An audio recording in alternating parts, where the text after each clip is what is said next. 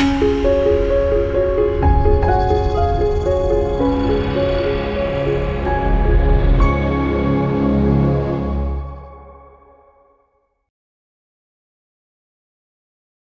మాత్రం. నేను మీ journalist Navatha. Welcome to R voice. The revenge was all ours. Cinema అనే మాధ్యమం చాలా బలం కలది. అది సృష్టించిన మాయతో జనాకర్షణ సాధించి రాజకీయాల్లో ప్రవేశించి ఎదిగిన వారు ఎందరో. టైం టు టైం వారికి కావాల్సిన నేరేటివ్తో ప్రేక్షకులను, ఓటర్స్ని ప్రభావితం చేయడానికి రకరకాల అక్రమాల కథలు మన మీద వదులుతూనే ఉంటారు. అందులో హీరోల, విలన్ల మతాలు మార్చేసి ఉన్నవి లేనివి జోడించి చేసిన కంచుబరాలకి కొదవే ఉండదు. ఒక వర్గం జోలికి వెళ్ళడానికి, ఉన్నది ఉన్నట్టు చెప్పడానికి గత శతాబ్దం ముందు ఎవరికీ ధైర్యం లేదు. మన దేశంలో జరిగిన కొన్ని ఘటనల గురించి నిజాలు తెలిసినా ఇలా జరిగిందని చెప్పే సినిమాలు గత 10 ఏళ్లలో వచ్చాయి. ఇవి ప్రాపగండా సినిమాలు అని గోలెత్తే వారి సంఖ్య కూడా ఎక్కువే. కప్పెట్టిన నిజాలు ప్రచారం లేకుండా ఎలా తెలుస్తాయి సార్? దేశంలో అరాచకాలకు కారణమైన వారు సరిహద్దుకు ఇరువైపులా ఎలా పనిచేస్తారు? పంజాబ్లో, ఉత్తరప్రదేశ్లో మాదక ద్రవ్యాల సమస్యకు కారణం, అల్లర్లు సృష్టించడానికి శిక్షణా శిబిరాలు, వీటన్నిటిని నడపడం కోసం దొంగ నోట్ల దందా అన్నీ ఎలా ముడిపడి ఉన్నాయి? ఈ సమస్యలకు పరిష్కారం, ఈ అక్రమాలకు కారణమైన వారిని, వారి నెట్వర్క్ను నిర్మూలించడం. యథార్థ సంఘటనల్ని జరిగినట్టు చూస్తుంటే అక్కడ ఉన్నది మన రివెంజ్ స్టోరీ అనే అనిపిస్తుంది. దేశం మీద కూసంతైన అభిమానం ఉంటే. కథనంలో గ్యాంగ్ వార్, చంపటాలు, నరకటాలు ఇంకొంచెం భీకరంగా, బీభత్సంగా ఉన్నాయి. ఇందులో కూడా కొన్ని యథార్థ సంఘటనలే. అయితే మరీ అంత చూపించాలా అంటే ఇలాంటి హింసాత్మకమైన సినిమాలు సాధారణంగా గంట సేపు చూడటం కూడా కష్టమే. కానీ దాదాపు 4 గంటల సినిమాను చూసేలా చేశాడు అంటే ఆదిత్య ధర్ కథని ఎంత బాగా చెప్పాడు అనేది అర్థం చేసుకోవచ్చు. చెప్పా కదా, ఎవరెవరు ఏమేమి చేశారో మన దేశాన్ని నిర్వీర్యం చేయడానికి అని తెలిసే కొద్దీ, ఒక్కొక్క వికెట్ ఎగిరే కొద్దీ మన కసి తీరుతుంది. మనం నిజ జీవితంలో చేయలేనిది ఎవరో కొందరు ప్రాణాలను పణంగా పెట్టి చేశారు, చేస్తున్నారు అనే గ్రహింపు భలే తృప్తినిస్తుంది. హర్రర్ సినిమాలో రక్తసిక్తమైన శరీరాల్ని చూసినప్పుడు ఇంతగా రియాక్ట్ అవ్వం. ఈ కథలో జరిగిన హింస నిజంగా ఇలా జరిగింది అని గ్రహింపు ఉంది కాబట్టి విపరీతంగా భయం వేసిన సందర్భాలు ఉన్నాయి. చెడు మార్గంలో ఉన్నవారు చెడ్డవారు, క్రూరులు, అతి క్రూరులు, మహాక్రూరులు, ఈ వేరియేషన్స్ లో కనిపిస్తారు విలన్లు. మొదటి భాగంలో అంతగా కనిపించలేదు, వినిపించలేదు అనుకునే వారికి ఈ భాగంలో ప్రతి ఫ్రేమ్ లో రణ్వీర్ కనిపిస్తాడు.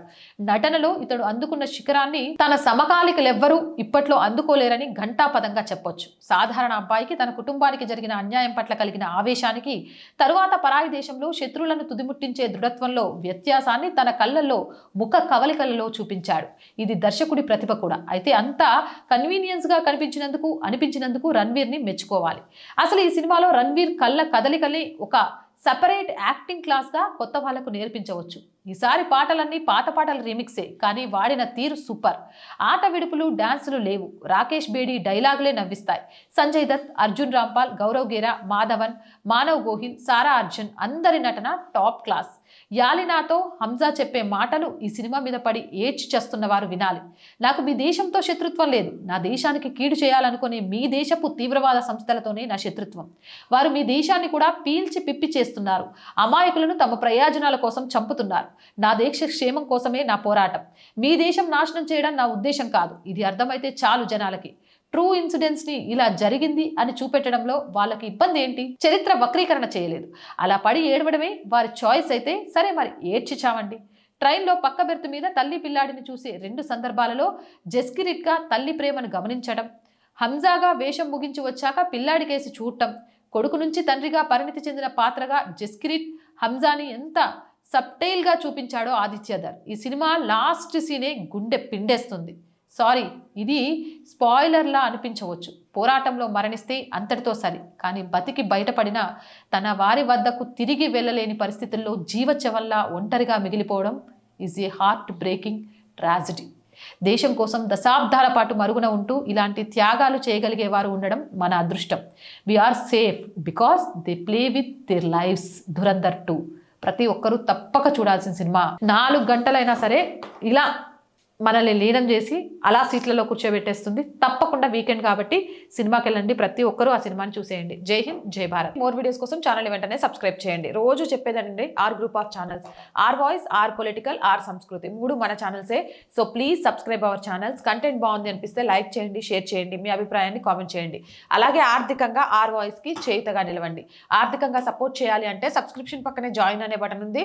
1 to 5 లెవెల్స్ ఉన్న ఏదో ఒక లెవెల్లో సపోర్ట్ చేయండి, లేదా స్క్రీన్ మీద గూగుల్ పే, ఫోన్ పే ఫోన్పేతో పాటు అకౌంట్ డీటెయిల్స్ ఉన్నాయి. మీకు తోచిన సహాయాన్ని అందించవచ్చు. వ్యాపార ప్రకటనల కోసం 8328500576 నెంబర్ని సంప్రదించండి.